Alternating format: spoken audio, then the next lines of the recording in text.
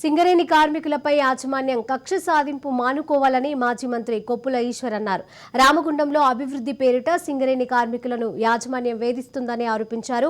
గోదావరికని ప్రాంతంలో సింగరేణి క్వార్టర్స్ ను కోల్పోతున్న సింగరేణి కార్మికుల కుటుంబాలను ఆయన పరామర్శించారు. రామగుండం ప్రాంతంలో అభివృద్ధి పేరిట గత 30 ఏళ్లుగా నివాసం ఉంటున్న సింగరేణి కార్మికులకు సంబంధించిన క్వార్టర్లను యాజమాన్యం కూల్చివేయడం సరికాదని అన్నారు. కార్మికులకు ఎలాంటి సదుపాయాలు లేని క్వార్టర్స్ ని కేటాయిస్తున్నారు. వెంటనే వారికి న్యాయం చేయాలని డిమాండ్ చేశారు. యాజమాన్యం స్పందించకుంటే సింగరేణి కార్మికుల పక్షాన పోరాటం చేస్తామని హెచ్చరించారు.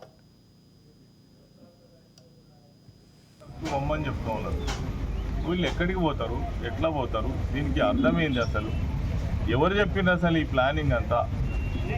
దీన్ని ఖచ్చితంగా నిజ నిర్ధారణ జరగాలి. వెంటనే మేము సింగరేణికి సంబంధించినటువంటి సిఎండి తోటి కూడా మాట్లాడతాం. అదేవిధంగా పోలీస్ కమిషనర్తో మాట్లాడతాం, కలెక్టర్తో మాట్లాడతాం. ఈ విధ్వంసాన్ని ఆపకుంటే ఖచ్చితంగా ప్రజలు తిరగబాటు తప్పదు.